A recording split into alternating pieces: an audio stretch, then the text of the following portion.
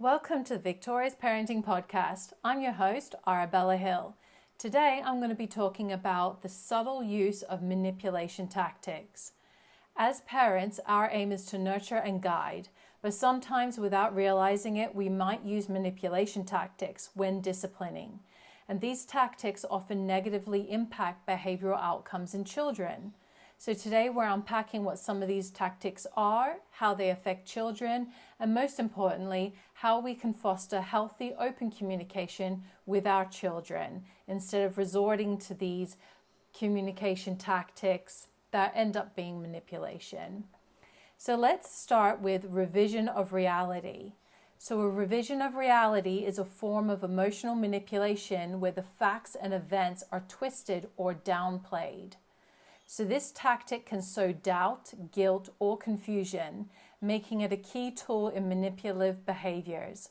Recognizing it is the first step towards safeguarding your emotional well-being if someone is doing this to you, or looking at yourself if you are inadvertently doing this to your child when disciplining. So here's one theoretical example of this. Let's say Sam becomes very upset with his teenager Alex for not cleaning his room, leading to a heated argument. During the argument, Sam shouts, "You never listen to me or do anything I ask." A few days later, when discussing the argument with another family member, Alex recalls Sam shouting. However, Sam interjects saying, "I never raised my voice, and I certainly didn't say you never do anything I ask. You're just too sensitive and exaggerating things." In this example, Sam is outright denying their actions and words despite Alex's clear memory of the event. This manipulative tactic attempts to make Alex question their own memory and perception of the incident, and it shifts the blame and responsibility away from Sam's behavior onto Alex. And it can leave Alex feeling confused, doubting his own experiences, and questioning their own emotional responses. While Sam may have done this because he's embarrassed and doing this to protect himself, no one wants to have this conversation with other people, so perhaps inappropriately Alex was saying something to another family member that he shouldn't have. Maybe it should have just been between Sam and Alex. But then again, maybe Alex needed to vent to somebody. In any case, when Sam outright denied this, what he was doing is called revisioning.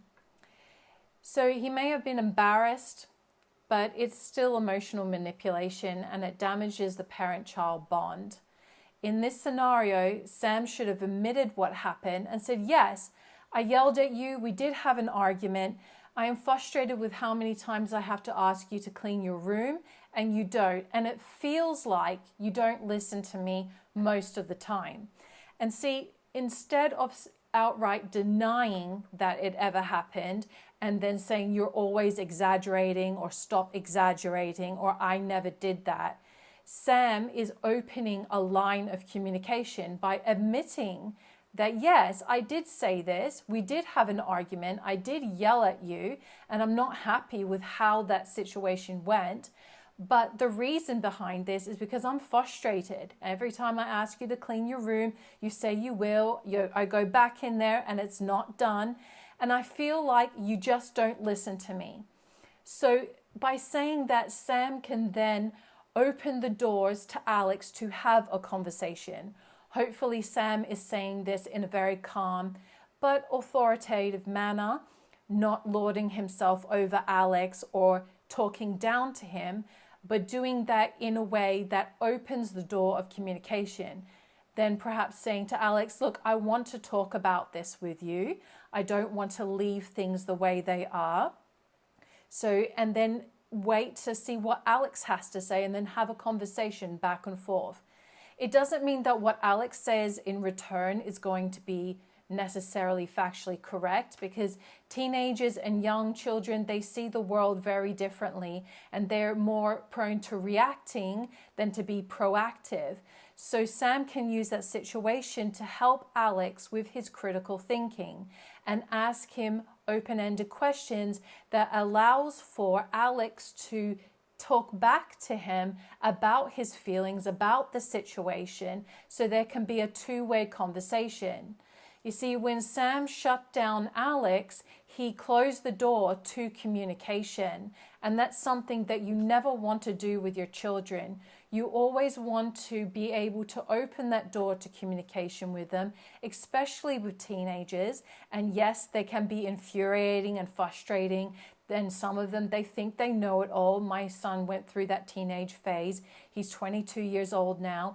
And I fully understand how it feels to have a teenager and to be tired and frustrated. But if you shut down what he is saying, as Sam did with Alex, you are closing the door to communication, and it is a manipulation tactic. It's like, let's sweep this under the rug, let's forget about it, let's not talk about this, I don't want to deal with this. And so then your teenager, when they are going through different things, they will behave in the same way when they're feeling pressured and they're feeling frustrated, because you're feeling frustrated and tired, and now you've taught them how to communicate while you're feeling that way. They will copy you. When they're feeling tired and frustrated, they'll shut you down. They won't come to you because you've closed the doors to communication. So the solution in this scenario is communication and strong leadership. If Sam opens the door to communication, he is showing leadership. He's admitting what happened, but he's also telling his side of the story, and he's asking questions to Alex so you can have a conversation back and forth. That's showing strong leadership. By hiding away and saying, you're exaggerating, be quiet, that never happened, that's not leadership. That's very much the opposite of it. And that seeds a strong, let's say, seed in the child of disrespect. They're not going to respect you for that. They will respect you when you show strong leadership. And opening the door to communication is showing strong leadership, because avoidance will lead to manipulation. And if you've done this once, like if Sam done this once to Alex, he will use that because it's just easier to get out of an awkward situation. You would use it over and over again, and then Alex will use it back at Sam. And what happens? The parent-child bond is then fractured. Alex needs better communication from Sam in this scenario, and Alex isn't going to be the one to do it because he's a child. He needs to be taught how, and how better to teach him how to communicate when you are frustrated, when you are tired, when things aren't going well, is to model that in your own behavior. So that is the manipulation tactic of revision and reality. We're going to have a look at another one now called emotional overload. So what is emotional overload? Emotional overload is used to sway behavior. It leads to confusion, stress, and impaired communication in children. So whether you realize it or not, emotional overload is a manipulation tactic. Parents and teachers often do not realize that they're doing this at all. Sometimes this is very common in women especially, and sometimes we as women, we don't realize how overly emotional about situations that we can get. And it can also happen in men as well. And I had a parent tell me the other day, one of the biggest lessons that he's learned from my material so far is that he often brings bazookas to toothpick fights. I found that analogy quite funny. But it's true, we can end up being overly emotional, making mountains out of molehills, when really the child needed strong leadership. And now we're displaying all kinds of emotional upset and emotional dysregulation. And what we're doing through that is we're teaching our kids how to behave in situations when they are tired and they are frustrated. So it pays to be aware of the ways that you communicate with your child, because how you handle your own frustration and upset is teaching them how to do that themselves. So here's an example. A parent frustrated with their child's messy room starts yelling and crying, saying, "You never listen to me. I do everything for you and I get nothing back. You don't care about anyone but yourself. You're so ungrateful. You're selfish. Why are you doing this to me?" This intense emotional display is obviously intended to make the child clean their room because the parent is frustrated. I want you to clean your room, and the child isn't doing what they're asked to do, or they say they will do it and then don't. So instead of having the other example that I spoke about earlier, where Sam could have opened the door to communication, this particular parent in this scenario is shutting down all communication, and they're making the child's behavior about them. Like, why are you doing this to me? And the reason why I put that particular phrase in this scenario is because I hear this a lot from parents every single day. Why is my child doing this to me? Why are they so ungrateful? Why are they so selfish? Why aren't they listening to me? Why are they attacking me in this way? And it can feel very personal when your child is misbehaving. It feels like at times they are attacking you. But as I say so many times, especially in my Ultimate Guide to Disciplining Without Damage for Every Age ebook, is that it's not a personal thing. Pushing the boundaries is a normal behavior as children grow up. This is a normal part of their development. They actually have to push the boundaries. They have to in order to learn where the boundaries are. They're not going to just learn by being told. They learn by doing as well. So when they're growing and developing, they will refuse to listen. They will say no. They will talk back to you. They will scream and shout and say, I hate you. They are not doing this to you because they dislike you as a parent or because you're a bad parent. Every child does this to their parents. And as a teacher, I taught children all over the world, China, Dubai, the United States. I taught children from Japan, from the Middle East. And I can tell you, I taught all age ranges and all children, regardless of their culture and where they come from, regardless if they spoke English as a first language, they all push the boundaries, and all of these parents have experienced the exact same thing. So your child isn't doing this to you. They are behaving this way because their brains and their biology is making them do this so they can learn about the world. And that's where they need strong leadership. Is called emotional overload. These intense emotional displays are intended to make the child clean their room, but instead leaves the child feeling stressed, guilty, and unable to express their feelings or understand how to resolve the situation constructively. So here's the fact. Your job is to protect your child, feed them, clothe them, and nurture them. They cannot provide these things for themselves. So if you throw your service to them back in their face, you are leading them to feel guilty over something they cannot control. It's just like saying, this is my house, but it's your child's house as well. Like, where else are they going to go? What other house are they going to live in? This is mine, and when you make that separation and you make them feel like they're walking on eggshells in a home that they have no choice but to live in, and you have to protect them, feed them, clothe them, and nurture them. They can't do that themselves. But when you use emotional overload to throw your service back in their face, it's giving them anxiety, it's fracturing your bond, it's creating confusion, it's making them feel guilty and in pain over something they cannot control. They cannot look after or provide for themselves. They cannot put a roof over their own heads. So when you throw that back in their face, it creates confusion.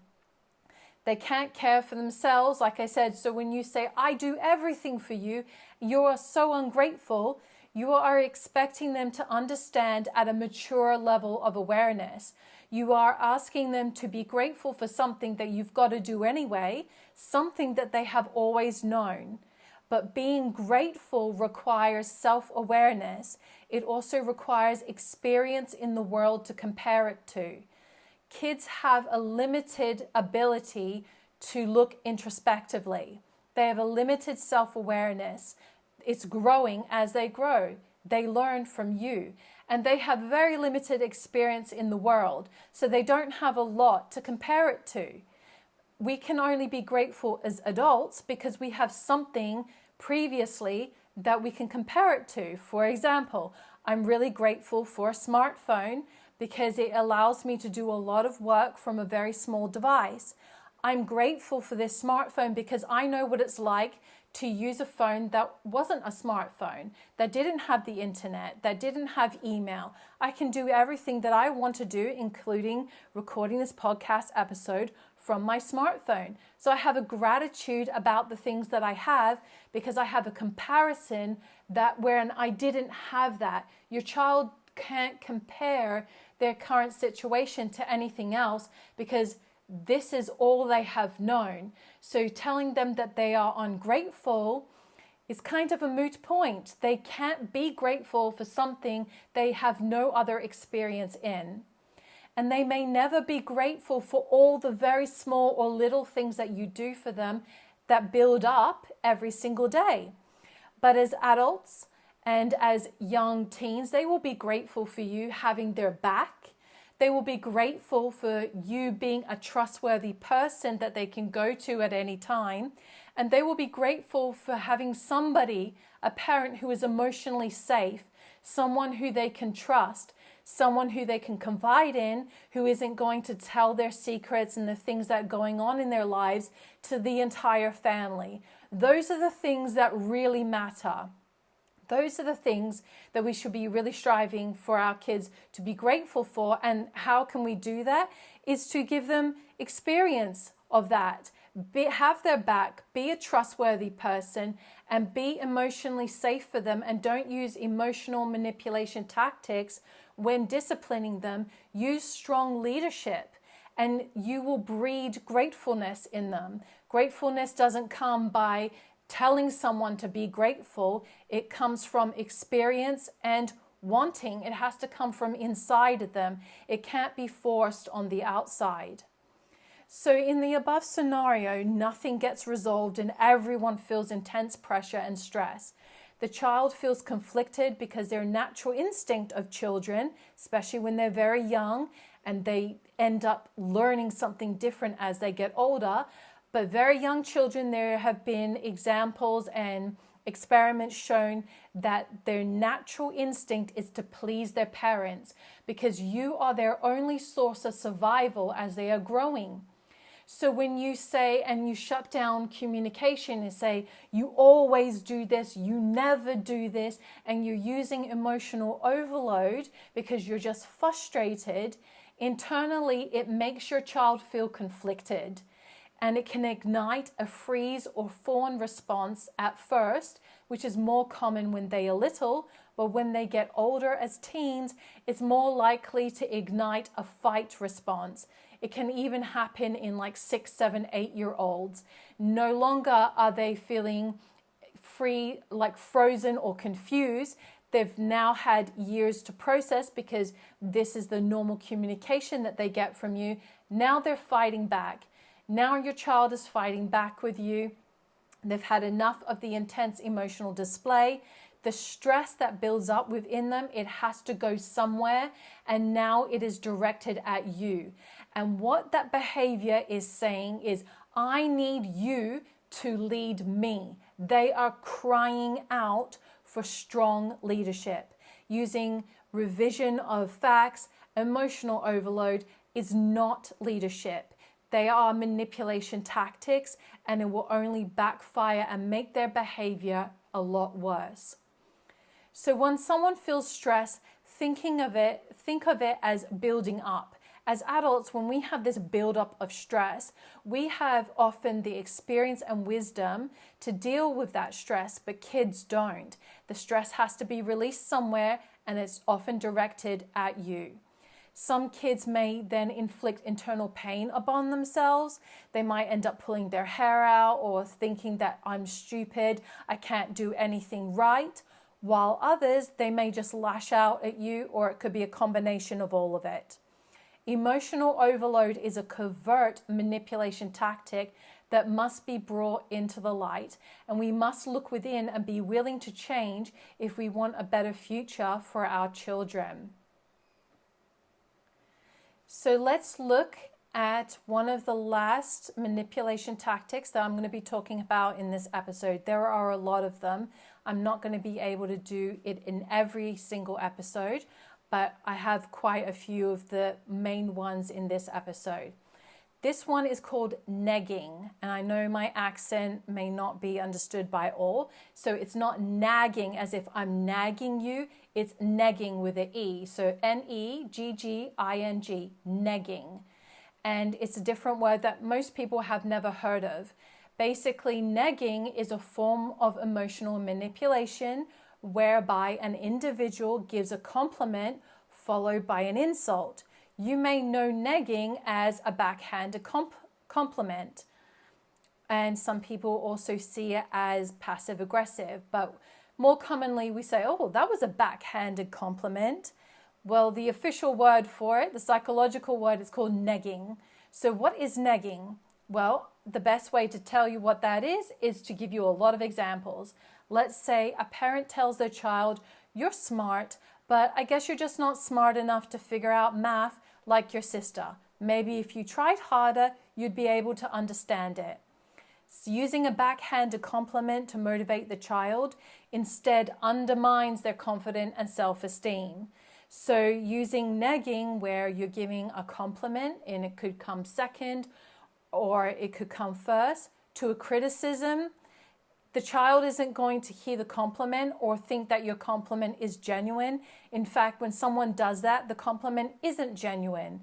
It's just used as a manipulation tactic to try and soften the criticism of what they want to say.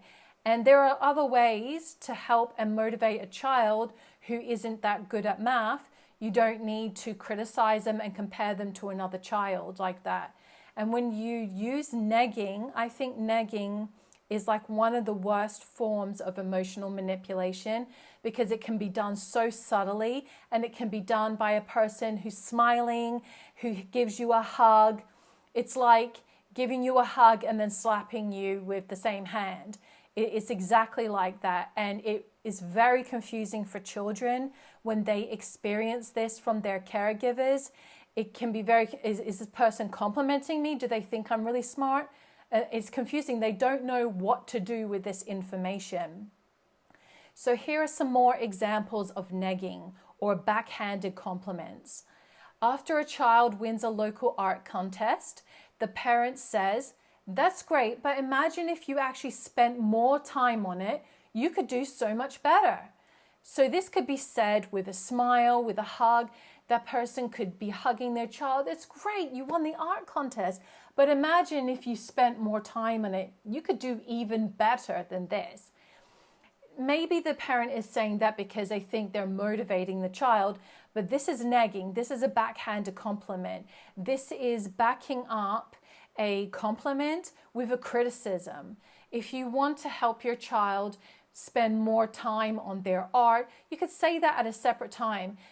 But in this situation, the child just won a local art contest, and this person is criticizing and complimenting in the very same sentence, and it is very manipulative. The child then feels deflated because they're on such a high and excited about the art contest, and now they're being told, well, actually, it's not really good enough. That's what they hear in this. So when the parent says, but imagine if you actually spent more time on it, you could do so much better, what the child is hearing is that you're not good enough. That's what the child hears. It doesn't matter how flowery or how sweet you make this, how much you're hugging them, or I love you, and say it with a smile. Your child hears, I am not good enough.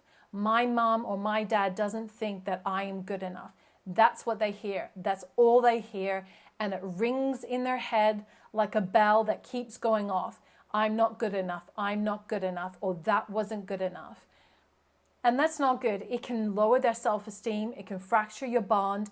And it can make them feel that they're just never going to live up to your standards. And you're not exactly outlining your standards, obviously, in these sentences, But as you can see, negging can be very covert, and that's how children hear it. Here are some more examples. You're pretty smart for someone who spends so much time on video games. Imagine if you read books instead. That's starting an argument right there, especially if you say that to a teenager. Get ready for a fight, because if you wanted one, you're definitely going to get one, especially if you're standing right over with your hands on your hips at your teenager saying this. Instead of saying you're pretty smart for someone who spends so much time on video games, imagine if you read books instead. You could sit down with your teenager and ask them what they like about video games. Why are they spending so much time on video games? What is it that they are getting from it? Sit down and play some video games with them. Let them teach you what they see. And so the goal in this is to understand from your child's perspective, to put yourself in their shoes and try to understand how they are thinking. Because when you can understand from their perspective and how they are thinking and their thought process, then you can interject and say, that's amazing. I'm glad you like to spend a lot of time on these video games because you're wanting to meet more people. Well, how about if we do this and this, and I take you to Boy Scouts or something once a week, and then you can meet people in real life? Or how about I take you to a Pokemon trading club or something like that, where you can meet other kids face to face? My son particularly was very interested in video games, and where I lived we had a very small store. I can't remember what it was called, but they sold comic books and figurines, and in the back they had all these computers where you can go and rent out the computer and you can do battles with other people, play video games, and it wasn't very expensive. There was a few of them dotted around. We had something like this at our library as well, and my son wanted to play video games because he was interested in the challenge. He liked to be challenged, and some of these video games are very challenging. I saw that he was very smart. He wanted something that would really push him to his limits and something that he could constantly overcome. And that's what he was getting from these games. And he also wanted the social interaction he was getting from other players. And so then I would take him to these clubs. And the great thing is, because he got out of the house, he got to meet other people, he increased his social connections, and he was doing something that he enjoyed as well at the same time. So that's how you can help your child and encourage them to do different things. If they are stuck on the iPad or the iPhone or something, get into their head, ask them what they are getting out of it. Perhaps they're just bored and they don't have anything else to do, and now it's become a habit. Perhaps they're now addicted to these devices because that's all they ever know. They don't know how to ease their own boredom.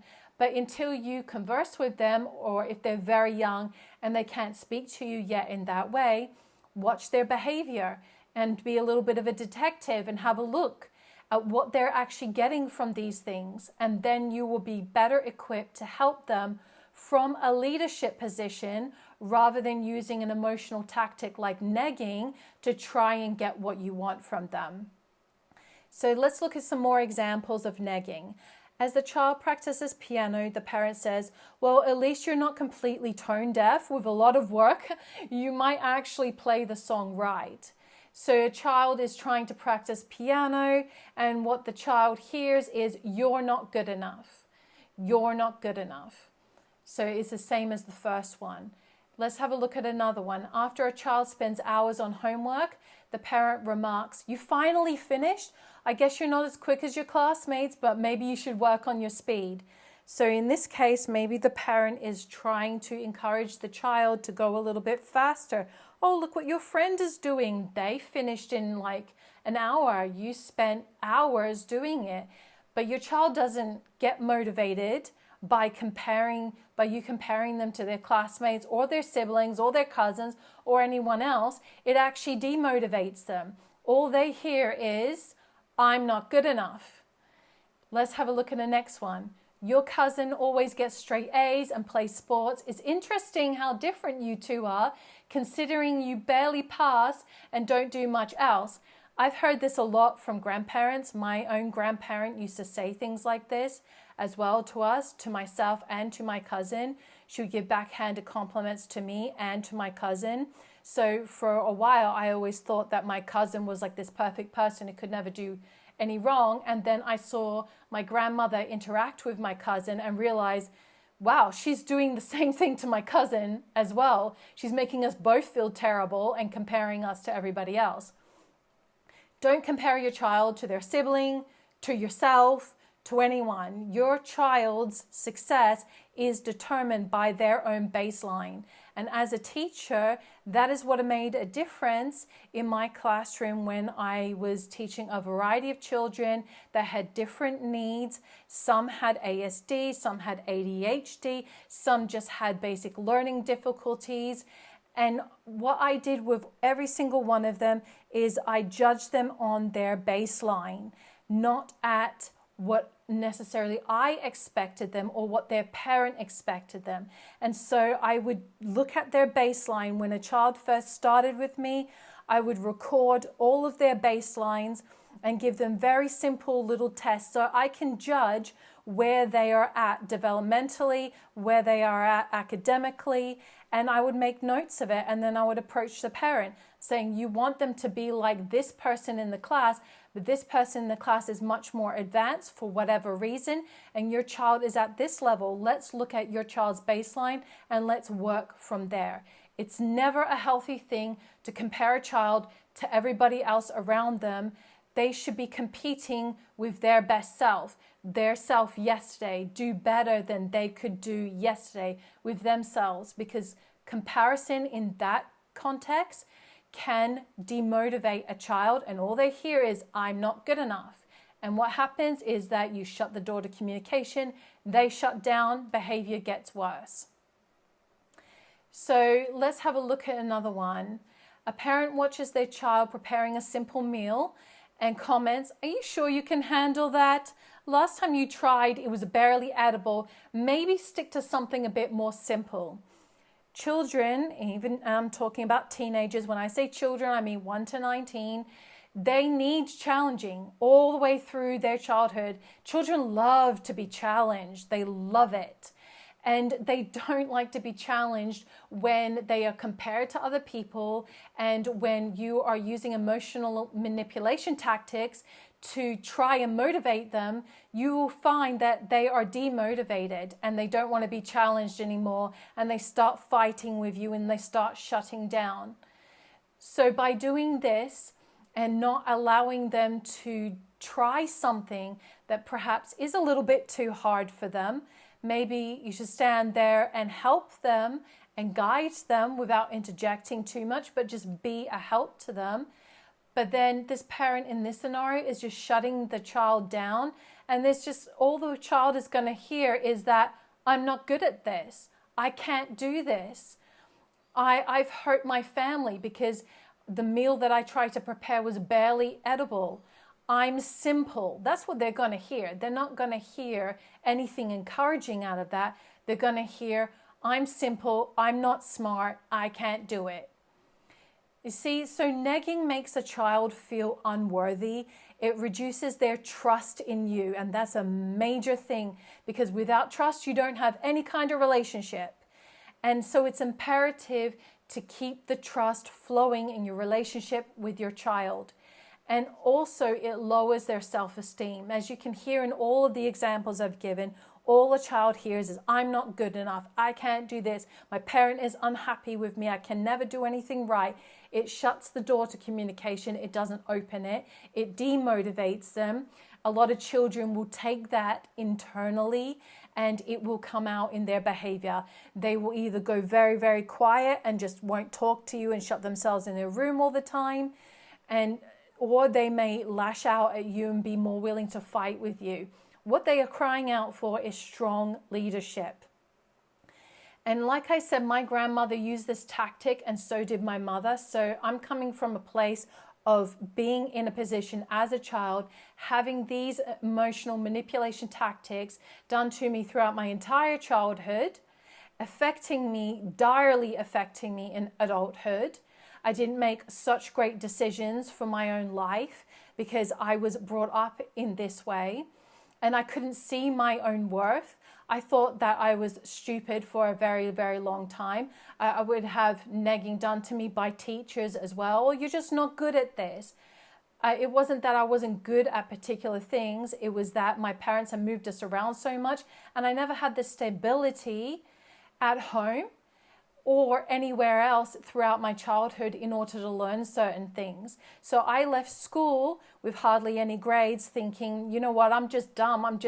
I don't get it. And people used to buy into that narrative that I would tell myself. So I ended up surrounding myself with friends who would reinforce that narrative, and they would pat me on the head and say, "You should have been born blonde.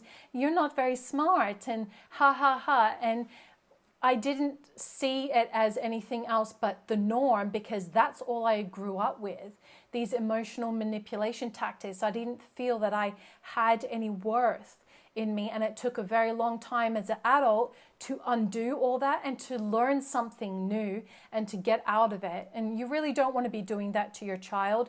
It's very, very difficult. It's painful to have to go through that when you think that you're never good enough, you can never live up to anybody's standards, you know, that your parents, like, you got to stick to something simple.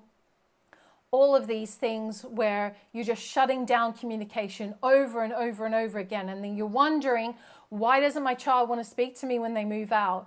And there is a big movement of parents that I see on TikTok and the internet who are estranged parents, and they're wondering why their children aren't speaking to them, and they're going off into the world as adults, and they don't want to come home on a Sunday for Sunday meals and things like that. I'm not saying this is true in all cases, but I would say a lot of the cases it's because the child has experienced throughout their childhood the adult that they were craving strong leadership from continually to shut down all lines of communication over and over. And as adults, the stress has to go somewhere. It builds up and you get sick of it. You can't take it anymore. You just want to get away from feeling constantly that you're not good enough, that nothing you do is ever going to be right, that you're not ever living up to these ever-changing goalposts and imaginary standards of your parent.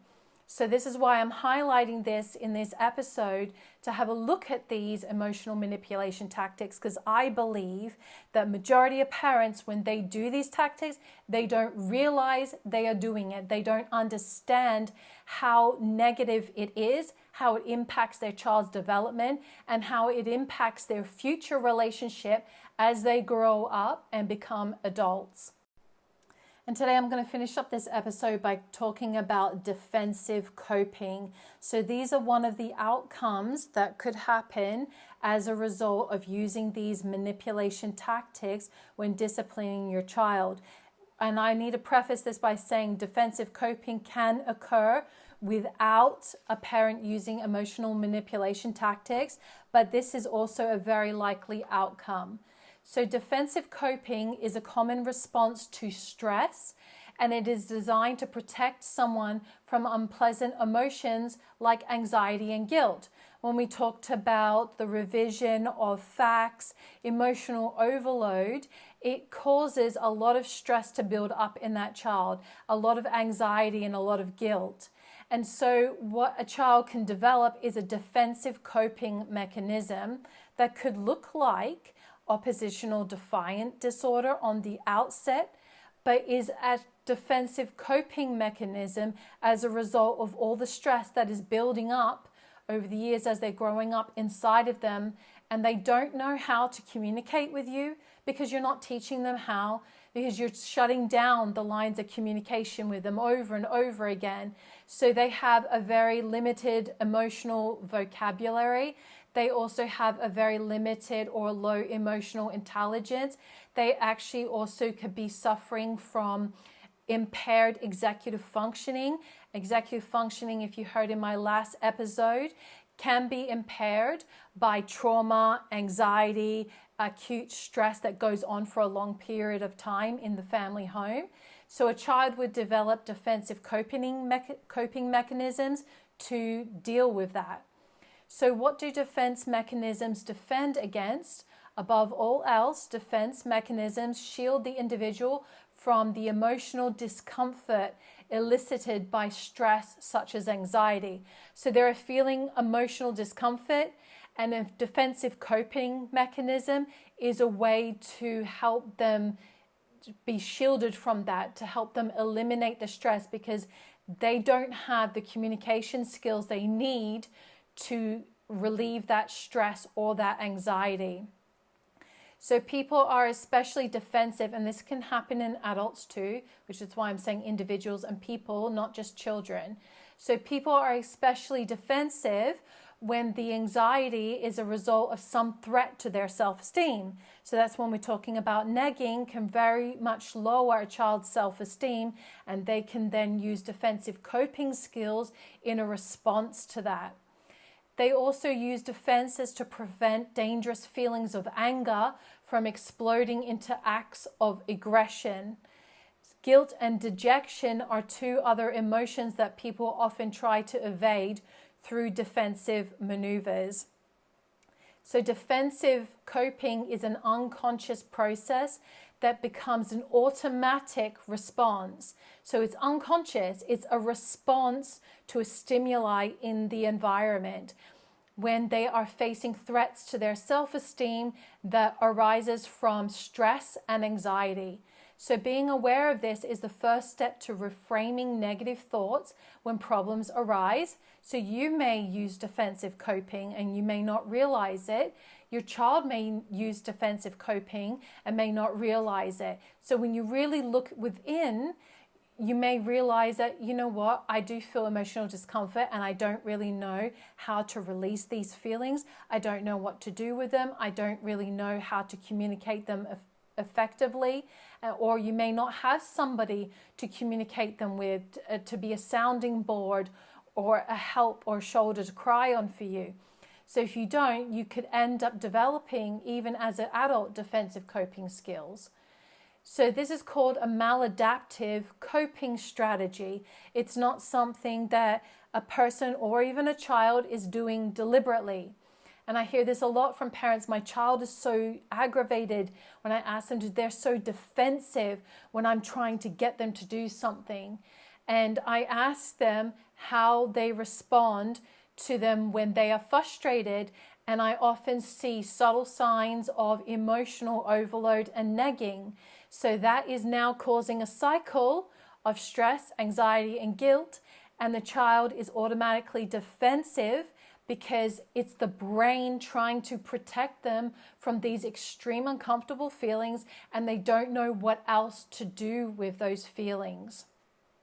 So next time your child is defensive, understand that the behavior is a maladaptive coping strategy. They're not doing it deliberately. They're not trying to hurt you or get at you.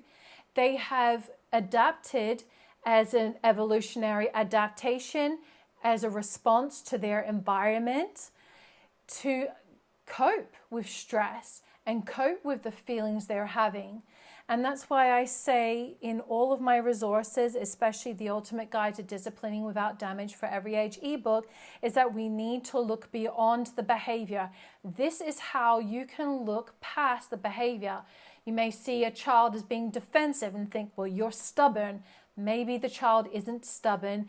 They're using defensive coping mechanisms because they have stress and anxiety that they don't know what to do with, that has been building up for some time, and they don't have the communication skills to deal with it any other way. So if you're interested in learning more about disciplining your child without damage, you can visit disciplinewithoutdamage.com. It is my website for my ebook, or you can visit victoriousparenting.com and see all of my resources. And then you too can discipline your child without damage. You don't have to resort to yelling or emotional overload or shutting down communication and just I can't cope and having to walk away. I give you the tools that you need to be a strong leader for your child and to look beyond the behavior and to see the root of where it's coming from so you can deal with it at the root rather than using it just like a band-aid and trying to deal with new behaviors that crop up. You're actually dealing with the root of the problem. And then you are building a new foundation with your child that will flourish and grow, and you will become victorious in your parenting.